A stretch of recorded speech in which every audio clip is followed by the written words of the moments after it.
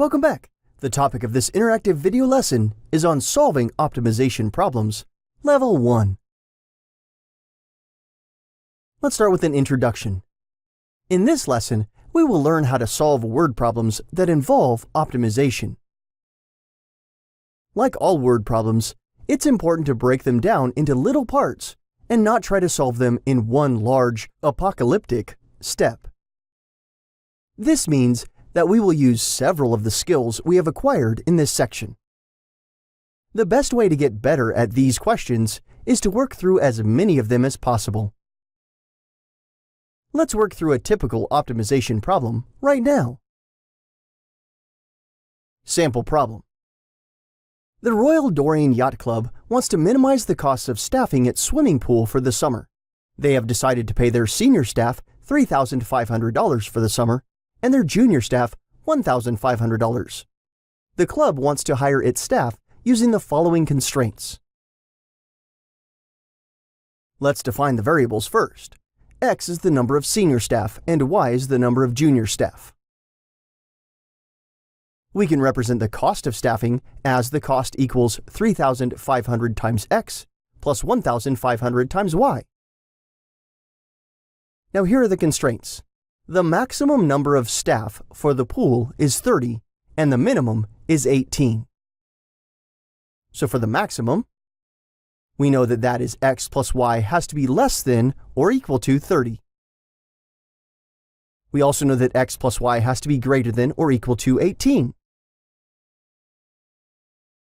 Now the pool needs to hire at least 6 senior staff, but no more than 14.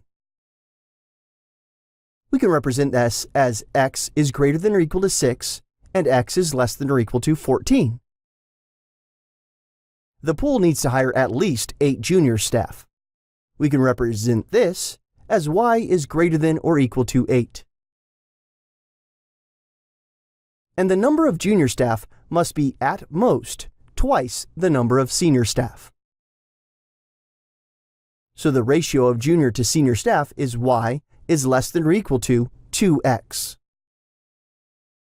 Now, how many senior staff and how many junior staff can the club hire to minimize its costs? Well, we need to find the vertex of our feasible area that yields the lowest possible cost. Let's list all of the definitions, equations, and inequalities for the problem.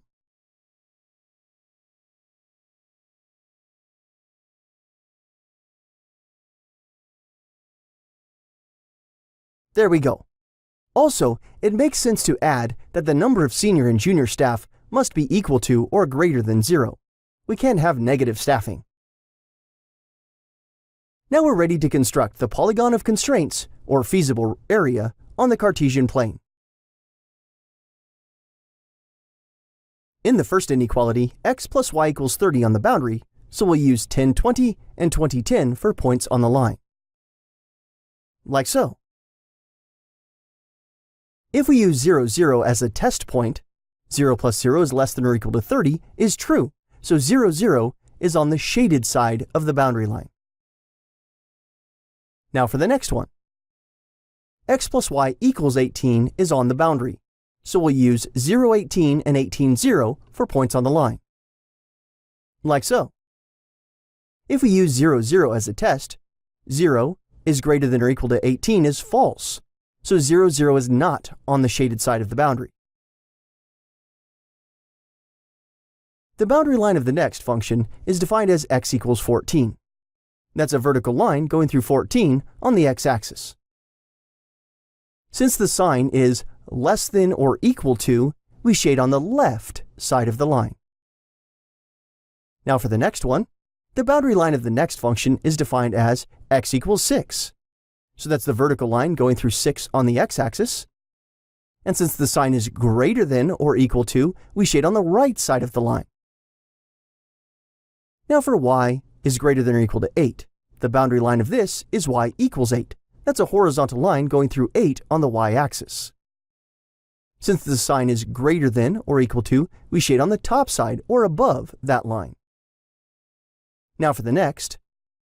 In this inequality, y equals 2x is on the boundary, so we'll use 0, 0, and 10, 20 for the points on the line. If we use the test point 10, 10, we see that 10 is less than or equal to 2 times 10, so 10, 10 is on the shaded side of the line.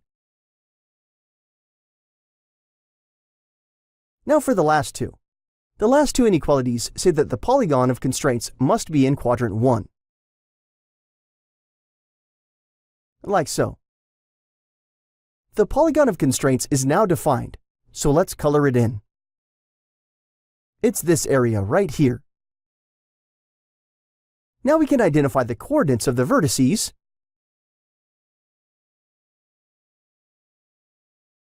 and find the pair that gives us the minimal cost. We calculate the cost using this equation. Since we want the minimum cost, we want the x and y values to be as small as possible. Let's test the two vertices in the bottom left corner of the polygon, since they indicate the fewest staff to pay. Using 6 for x and 12 for y, we see the cost would be 39,000 for the point 612. And it would be 47,000 for the point 10.8. To minimize the cost, they should hire 6 senior staff members and 12 junior staff members.